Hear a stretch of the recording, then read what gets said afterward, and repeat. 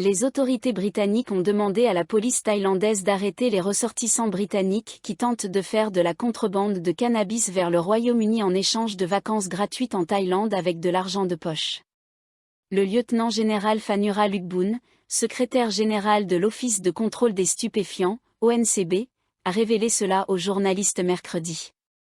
Il a précisé que l'ambassadeur britannique, Mark Godding, avait présenté des représentants de la National Crime Agency, NCA, britannique à l'ONCB le mois dernier.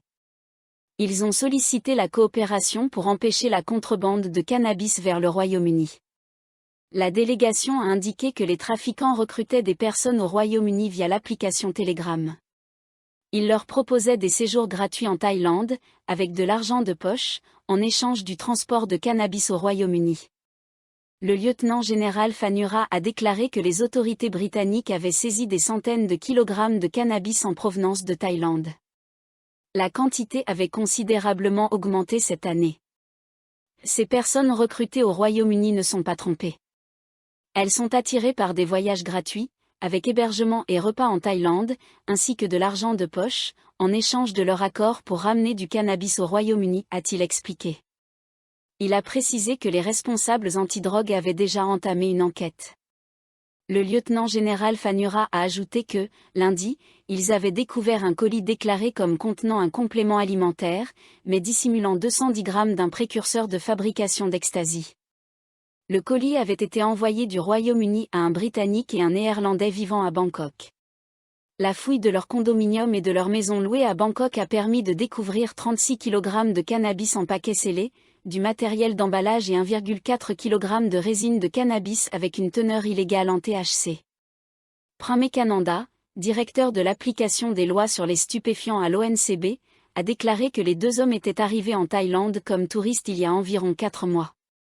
Ils étaient soupçonnés de se procurer du cannabis en Thaïlande pour le faire passer au Royaume-Uni. Le cannabis saisi devait être envoyé par colis vers le Royaume-Uni.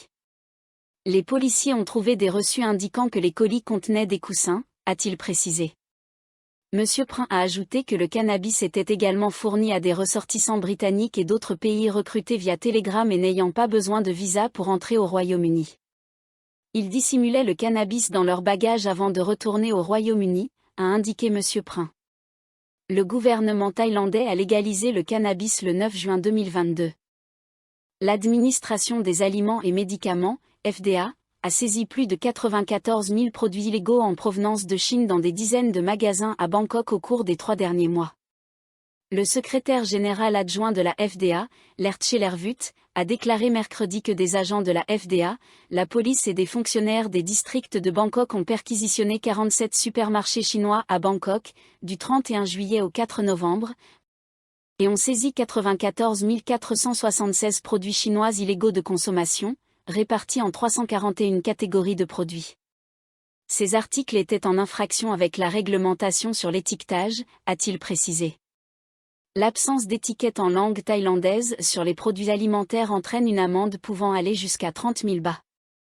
Quant aux vendeurs de produits cosmétiques sans étiquette en Thaï, ils risquent une amende allant jusqu'à 10 000 bahts ou une peine de prison pouvant atteindre 1 mois, a expliqué M. Lertche.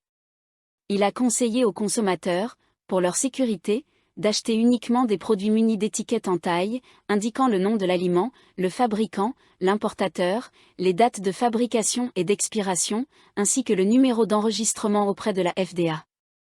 2 Japonais accusés d'avoir enlevé un compatriote, extorqué de l'argent puis agressé physiquement et forcé à manger des excréments ont été arrêtés dans une station balnéaire de Chonburi.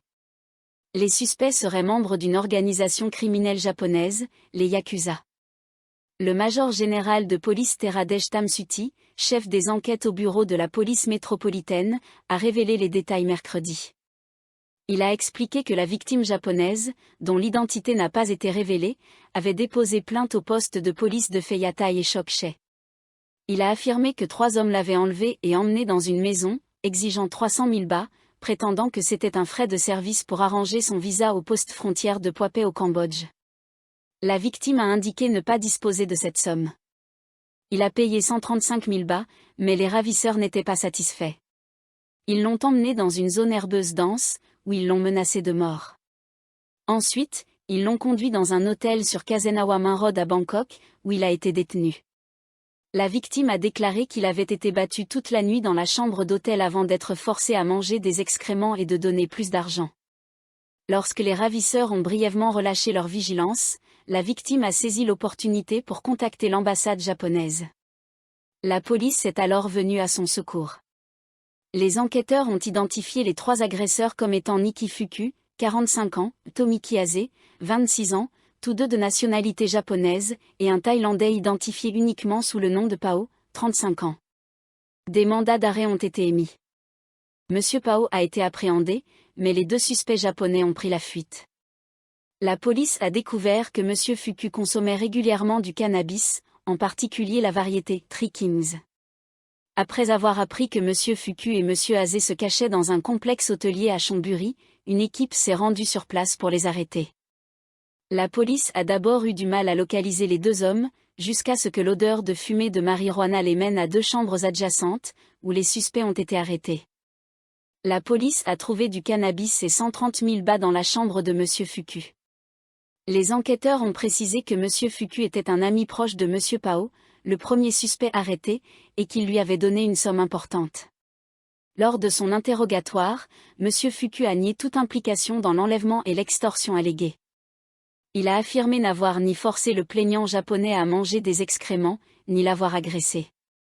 Il a expliqué à la police qu'il avait fui sur les conseils d'un avocat. Il a déclaré qu'il aimait la Thaïlande et souhaitait s'y installer. Il avait été arrêté au Japon pour des délits liés au cannabis à 4 reprises et avait décidé de s'installer en Thaïlande, apportant environ 1 milliard de yens pour investir dans un commerce de cannabis et une entreprise de logistique, a indiqué le major général de police Teradej. Monsieur Fuku a affirmé avoir donné environ 135 millions de bahts à Monsieur Pao pour des investissements, soupçonnant ce dernier de l'avoir trompé. Le major général Teradej a déclaré que les suspects ne semblaient pas craindre la loi et que leurs actions nuisaient à l'image du secteur touristique du pays. Une enquête approfondie a révélé que les 2 suspects japonais s'étaient établis en Thaïlande, où ils vendaient du cannabis et géraient une entreprise de logistique, livrant des colis à l'international. Des centaines de millions de bahts transitaient par leurs activités. Le major général Teradej a ajouté qu'ils étaient soupçonnés d'activités illégales et qu'une enquête complète serait menée. Une source policière a indiqué que Monsieur Ase niait être un membre des Yakuza comme cela était allégué. Il a expliqué qu'il partageait une passion pour la marijuana et avait décidé de s'installer en Thaïlande pour y exploiter un commerce de conteneurs et de marijuana avec Monsieur Fuku. Durant son séjour en Thaïlande, il a affirmé avoir perdu 1,5 milliard de yens, environ 330 millions de bahts, dans une fraude d'investissement en Thaïlande. Les suspects ont été placés en garde à vue pour poursuite judiciaire. La police a arrêté 15 joueurs chinois et taïwanais dans un tripot illégal situé dans un restaurant fermé du district de Wang Tonglang à Bangkok, mardi soir. La police métropolitaine a fait une descente dans le restaurant de Swassa à Karn Pramol Road vers 23h30. Cette opération a été menée suite à des plaintes selon lesquelles le restaurant semblait fonctionner, bien que l'accès soit refusé aux visiteurs thaïlandais.